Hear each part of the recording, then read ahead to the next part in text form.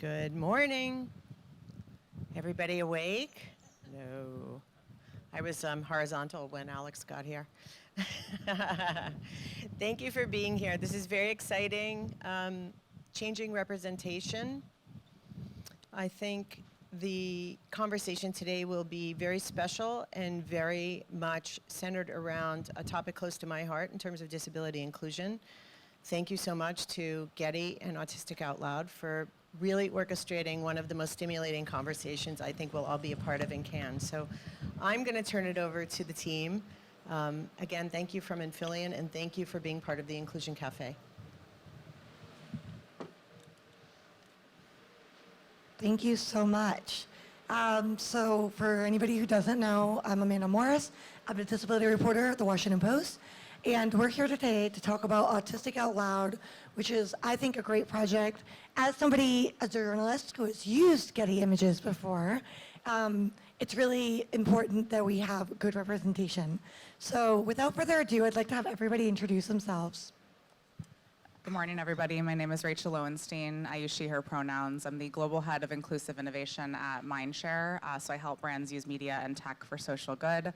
I'm autistic, and I had the honor of being able to lead this project across this amazing team. Good morning, everyone. I'm Rebecca Swift. I'm the global head of creative insights at Getty Images. I also use she, her pronouns.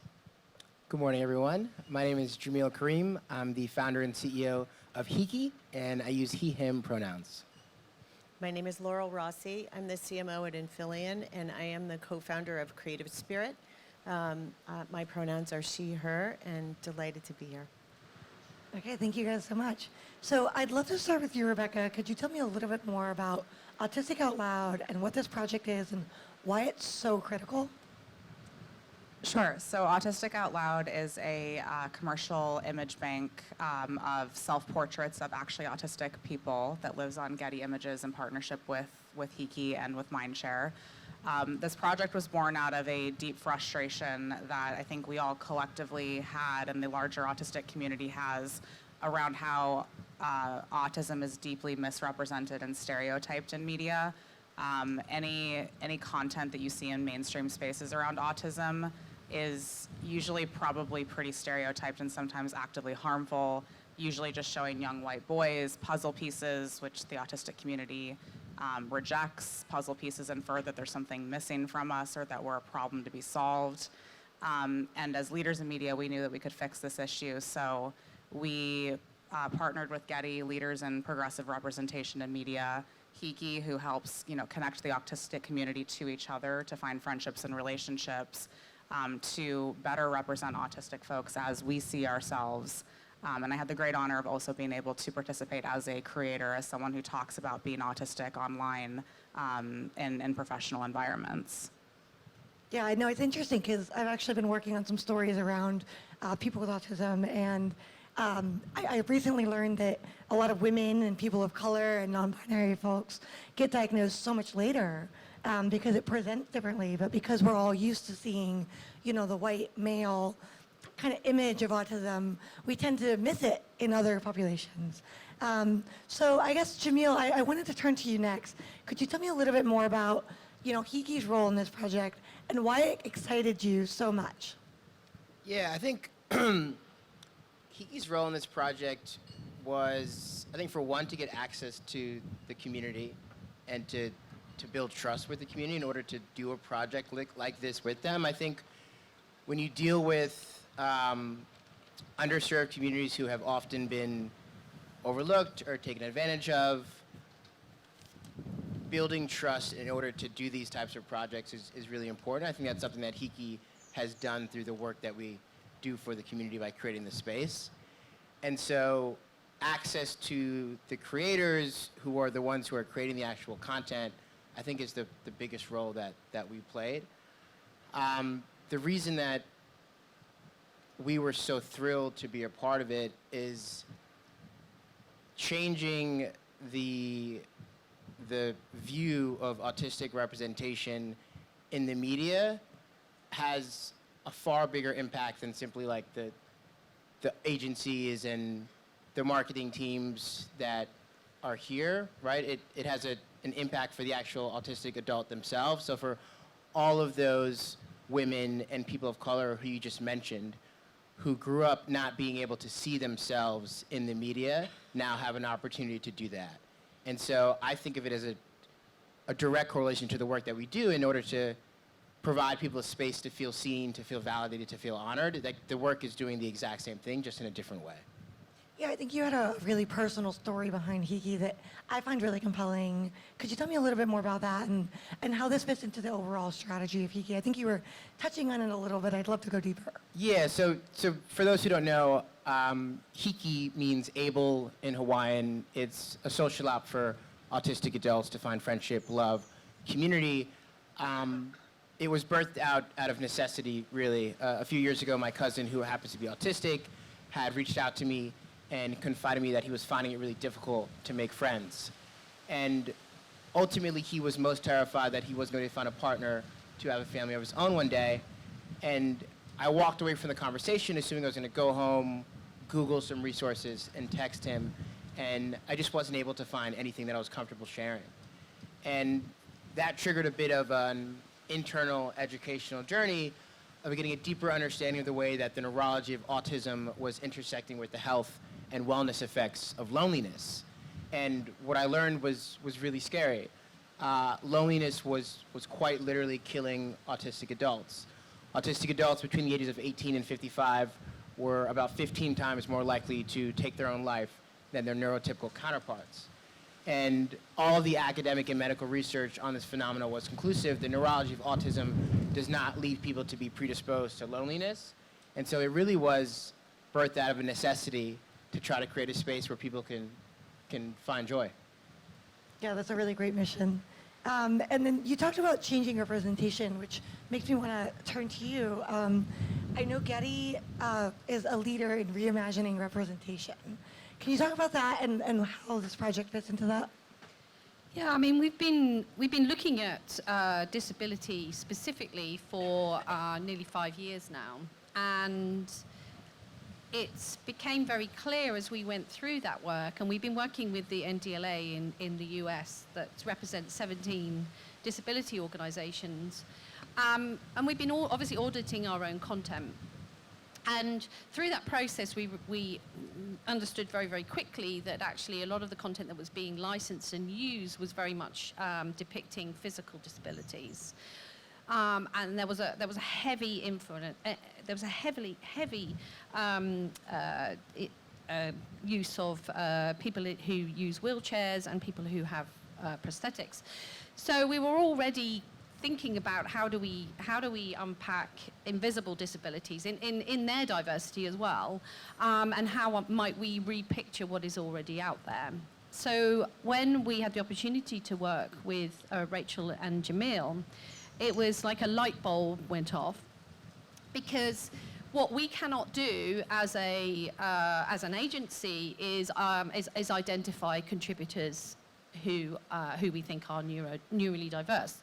And so what they brought to the conversation and to this project was their contacts, their community. And Rachel herself is actually in the collection, and the images are stunning. I really recommend people check them out. And so we were able to create this content using creators who are already talking about their autism in social media and have followings because of the way that they talk about their identity, and give them the opportunity to be represented on this global commercial platform. And what we wanted to do with this project right from the very, very start was go, away, as far away from the stereotypes as we possibly could, and you've already alluded to those, and Rachel mentioned too. So, bring in the joy, bring in the color, bring in some kind of dynamism and energy to that content. And I think the key thing for us, obviously, is that the creators themselves were deciding how they were going to be represented and doing it, photographing themselves in the way they wanted to be seen. Yeah, it's actually interesting you talk about invisible disabilities. Like, I know Rachel, or sorry, Rebecca. Oh my God, early morning. It's Thursday, it's all good. Rachel, you and I have talked about this, how like we've gotten approached and people will say, oh, but you don't look, autistic, or you don't look disabled. Or for me, I have hearing loss, and I get all the time like, wait, what? You don't look like you wear hearing. I'm like, they're right there. But it is something that people might not know right away. And so it's so easy to not realize how many people have disabilities because you don't always see it. So you talked about how a key part of this was involving the community. And with that, I wanted to turn to you, Laurel. I know Creative Spirit works on improving and creating more employment opportunities for people with disabilities and autistic people. Can you talk about what kind of strategies have worked to do that? Yeah, happy to. Just a tiny bit of background on Creative Spirit. I was born in this industry. I was sitting at an award show with a colleague in Sydney, and he said, I hired one person with Down syndrome, and he completely changed the culture of the company. And so it created a little bit of an inside-out moment for me. I'm very close to the topic. I have a daughter who has an invisible disability, and she was quite young at the time. And it had a reverse effect. It changed the agency. It changed the company, having this one employee, and that's where Creative Spirit was born. When we did some research about bringing it to the States, the notion was, oh, well, we know what the issue is. We need more jobs. We need people to be more productive. We need people to stop being invisible in a different kind of way. And also, we need to combat the loneliness and the lack of productivity, which is the #1 issue among our constituents. And what we found in doing the research around the world is that 85% of people with disabilities, particularly intellectual and developmental disabilities, are unemployed. And I thought, oh, so you're 21, and in the States we have a pretty decent education system that gets you to 21, and then you graduate to the couch. And so as we move through this, and now we're in our 5th year, we are learning a lot. We understand, we employ many, many individuals who are autistic. And again, the inside-out moment is those individuals are actually role models, not in the inspiration porn way, because everybody thinks everybody with autism is twice exceptional and they watch The Good Doctor, which we love, but that's one part of the story. And they come into an organization and create profound change throughout the organization. And it's that intersectionality, which is what I love about our conversations this week, and I love about this conversation, is making a huge difference. And that is started to uncover intersectional issues like, if I'm a black woman with a disability, my chances of employment statistically, not 85% unemployed, you're talking almost 100%. And so this work that we're doing together, and I am so grateful for the work that we're all doing, is really starting not only to change the lives of the autistic community, but also it's changing the lives of people who are sitting in their jobs every single day, sitting next to a neurotypical person. And that's what we hear most often. Yeah, you learn so much just by being exposed, too. Without a doubt. Yeah. So I wanted to turn to all of you guys on this one, but, I wanted to talk about the impact that representation can have. When we've had misrepresentations, what has been the impact of that, and how has it been harmful?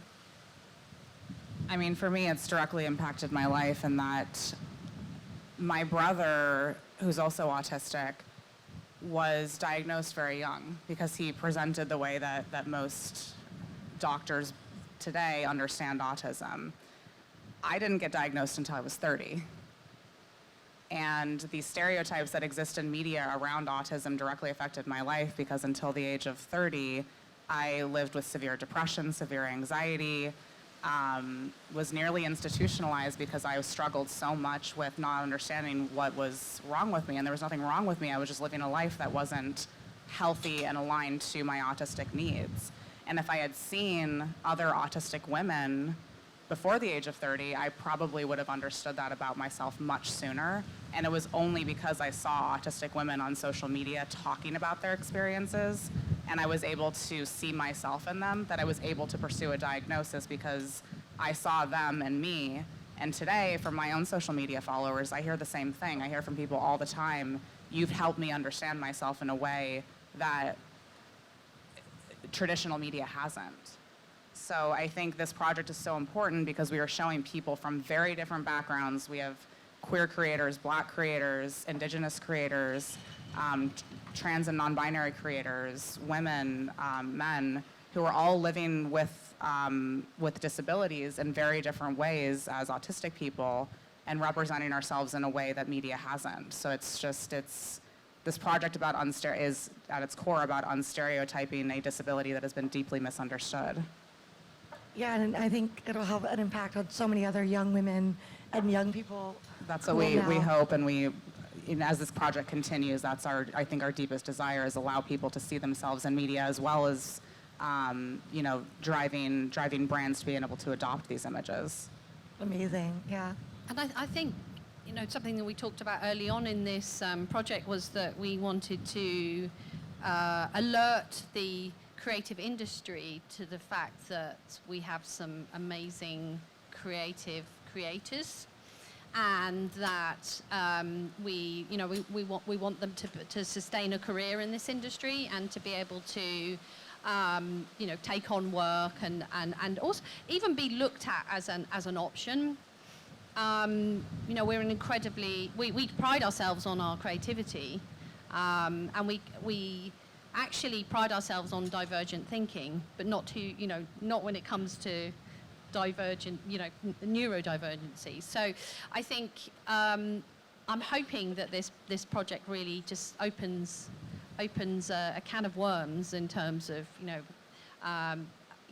bringing awareness more than anything else. I mean, a big thing for us at Getty Images is if the thing that we kind of live our lives by is if you change the image, you change perceptions. And I think perceptions form over a lifetime. They form over, many, many years. And so this is like the first step in changing perceptions for the next generation.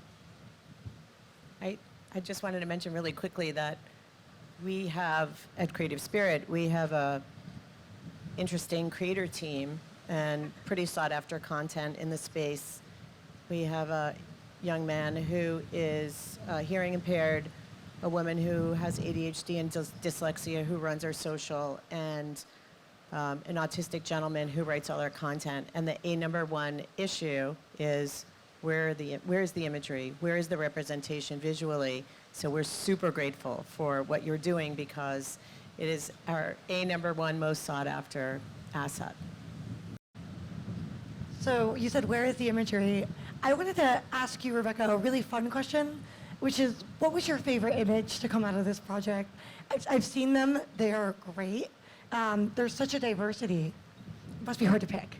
Yeah, exactly. And I get very, obviously, because I spoke to all of the creators and we talked through the brief and we talked about the imagery as it was being created. So I'm very emotionally involved in all of it. But I think the one scenario, the one image that really blew me away was by the creator Seth, who created some imagery of their housemates in a kitchen, or roommates if you're in the US, and the three people were each creating a meal. They might have been creating a meal together, but it was very much a scenario of the three of them together, but not together. They were very much doing their own thing, and it had such a powerful impact on me because I've done that scenario so many times, and it's always a happy, interactive, kind of sometimes romantic, very much about being together, but being together in a very, a very specific kind of way that has been visualized over and over again with absolutely no capacity for thinking about how people might interact in a different way. And most of those images that I've been involved in have been directed, so there's been lots of possibility to do it in a different way. And it felt like a wonderful moment. It was a happy moment. It was a moment of togetherness, but it was togetherness in a different way. And that, again, that's given me so many ideas in how we might continue to create this content, how we might create content for the future. And there were some beautiful pictures of Rachel as well. So I guess another question I want to ask, this could go, Laurel, Rebecca, Jamil, any of you guys could really jump in on this, is, what have you learned through working with people who are neurodivergent, autistic, have disabilities, and otherwise, and like, how can we learn how to, approach these differences with respect and make it feel inclusive? I'm happy to take a stab at it. I think for me, my work at Hiki is typically centered around how to design technology for accessibility, right? And I think that has not just been how we build our product, but also how we run the actual company. 80% of the people who work at Hiki are also autistic. And I often get asked by other CEOs, well, how do you do that? That they're just like so taken aback, and they believe that you have to provide all of these unfair accommodations in order to make the workplace work for neurodivergent adults, and you simply don't. And everything that we do in terms of creating a more accessible workplace is actually positive for everyone else on the team, regardless of whether you're neurodivergent or not. And it's really simple shit, right? It's like, I don't put a meeting on the calendar without also sending a very clear agenda up front, because otherwise that could trigger some anxiety. I don't require every single person to have their video on Zoom, because sometimes they don't want to have their video on Zoom. And I think the perception of that historically was that meant you weren't paying attention, and that's just simply not the case, right? It's a lot of small things that we can do that I think every institution can do regardless of the makeup of their workforce that can really make everyone's lives much better. Just to build on that too, as someone who's autistic and a leader, because unfortunately autistic leaders are very few and far between, I think, to Jamil's point, most of these accommodations and ways that you can be more neuro-inclusive at work are free. They cost you no money. I think a lot of people think that creating accessible accommodations or being more neuro-inclusive is a very expensive, lofty thing, and it's really not. These are very small changes to working that really require very, very little change to how you're doing business. It just requires you to be a little bit more thoughtful. And there's a ton of institutions and organizations that are now being created to help brands and companies become more neuro-inclusive in how they're doing their business. You don't need to work with those people, but they also have tons of free resources that you can tap into. I think this is a very rich topic for Creative Spirit, but I think we've learned two things that some have been pre-existing, and I think that Jamil covered the accessibility topic really nicely. There's 7,000 accommodations available in Jan, and most use the top 10 most widely, right, that list, and they cost nothing. But more important, I think when we make that information available to the organizations, what we learn is the employee population is also, 20 to 25% neurodivergent. And so employee populations get better, and they get access to their accessible accommodations, if you will. And when that happens, all the productivity gets better. So there is a business benefit, but more important, there's an enormous humanity benefit because everybody's now the same. And so that equilibrium in an organization makes for better teamwork. So that was one observation. The other is in my work at Infillion, one of the things, we do a lot of, we work a lot in streaming and a lot in video.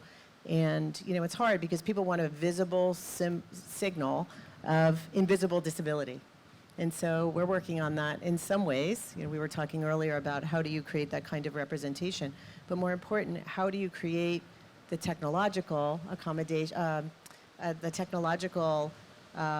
accommodations that everyone needs. And you'd be so surprised to know how little, read to text is available, et cetera, and we're baking that into our video product. And that's, I think, going to be a huge change for the industry. Yeah, I always say accommodations are just something that everybody uses, whether you think about it or not, whether you have a disability or not. we all use things that help us do our jobs better. And it's interesting how much accommodations play into everyday tools, like our smartphones. The fact that they're touchscreens, that was an accommodation for disability at one point. And so you might not realize it, but for me, it's all about captions. And everybody likes captions and subtitles now. So it's not just for deaf people, it's also for neurodivergent people, people who just do a little bit better with understanding everything when there's captions. So another question I want to ask is about the impact this project will have. I want to turn to you, Rachel. Can you talk a little bit more about how you think this will create a ripple effect?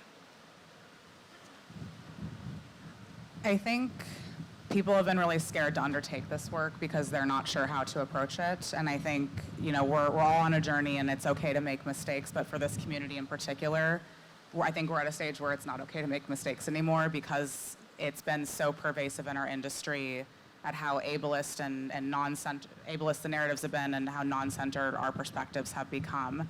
So I think by seeing this work, hopefully it will give other brands and organizations the bravery to undertake this work, to center their autistic employees and center their autistic creatives, if they have any, to be able to drive similar work, or simply to be adopting the work that we've been doing and using their brands and our content with their brands. I was on stage with the CMO of the IBM Weather Company yesterday, and on stage she pledged to use the assets because it's just a no-brainer, right? You should be using this content in your own imagery, in your own advertising.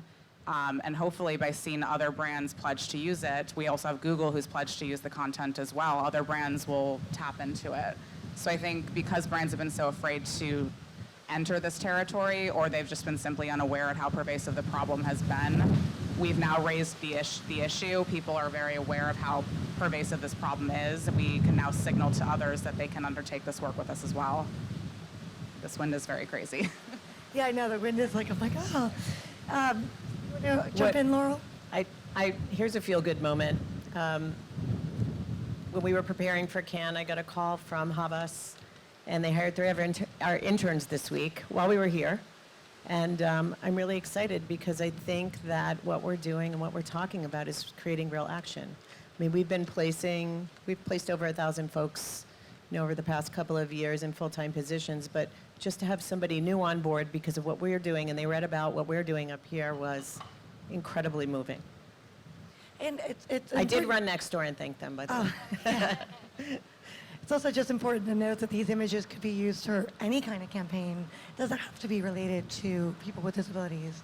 Yeah, I mean, I think that's the other thing that I think brands should keep in mind is if you, to Amanda's point, if you want to be using these images, they're just beautiful images, period, full stop. Some of them have very clear implications as with sensory tools or STEM toys or noise-canceling headphones that might make it obvious that these are autistic folks, but some of them are just us living our lives, and there's no indication that we might be autistic, and you can use them in any type of content.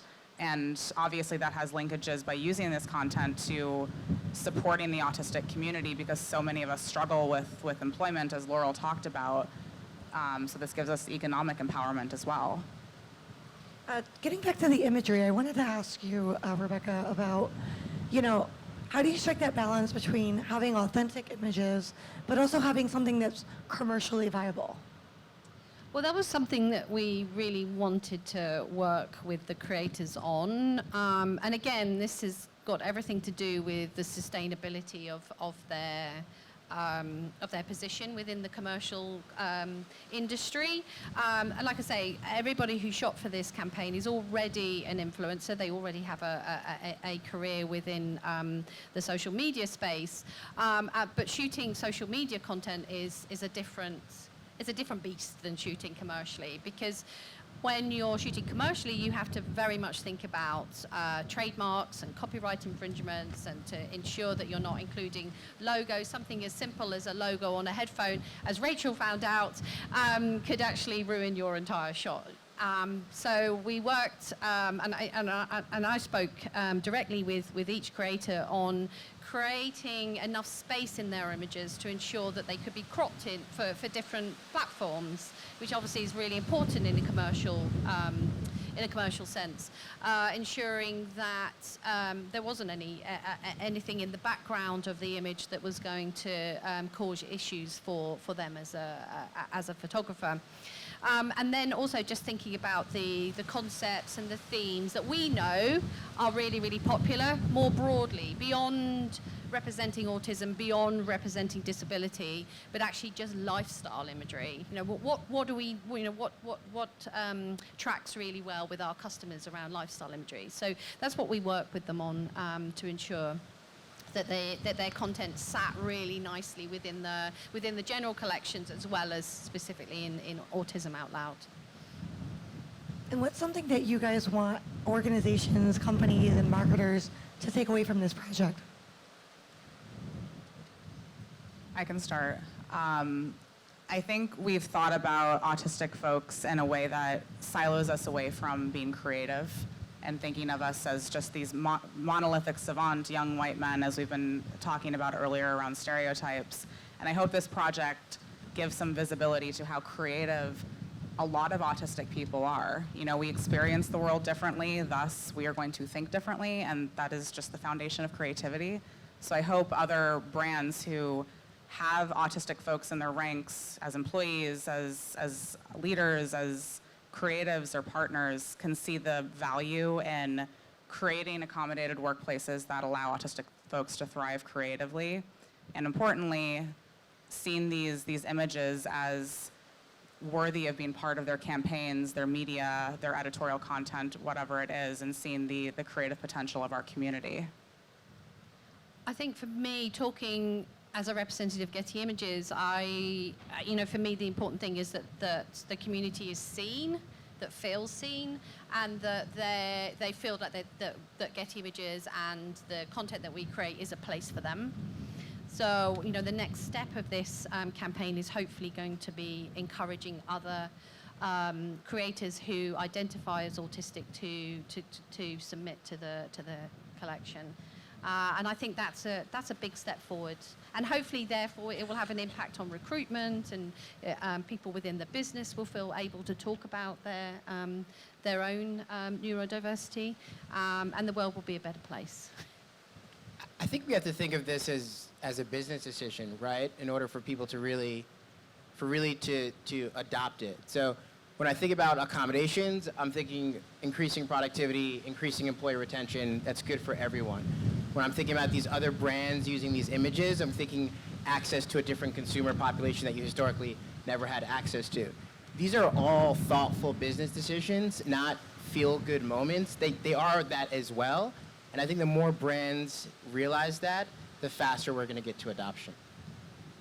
I totally echo what you're saying. I think that probably is the biggest takeaway. I would say what I learned this week in sponsoring so many intersectional conversations in the Inclusion Cafe, what I heard was the same. You know, every company should include belonging in their agenda, and that we have a huge mental health crisis going on at large. And I think that all of these populations that we've been talking about all week are profoundly impacted, and this idea of creating safe spaces and places where people can belong and be productive and be valued is critically important. I heard Glad talk about it. I heard Concretes talk about it. I'm hearing Jamil talk about it. And I feel like at the end of the day, if corporations embrace that, we're going to get to productivity. I guess, so one last question is, what else needs to happen for this project to continue to be successful? We need brands to use the images, like full stop. We need brands to commit to using this content, to supporting the work. To Jamil's point, not just because it's the right thing to do, but because this is a new audience. You know, people with disabilities make up nearly, I think, between a fifth and a quarter of the world. If you are loyal to our community, we will be very loyal to you back. So we need brands to be leaning into this, to using the content, to thinking about their own neuro-inclusivity and neurodiversity efforts, and making more space for us in the industry. I'm just going to say what she said. That was perfect. I think one thing to add, and I think we covered this, is, because we sit in the video space so much, I think the idea of sight, sound, and motion in terms of supporting, which is what we're all working on, what you guys are working on, is going to be a very empowering place. And I think what I've taken away from it is we need to accelerate that commitment. I know we are, but we can do that together. Well, thank you all so much for talking about this amazing project. It was such a pleasure. Thank you, Amanda. Thank you. Thank you.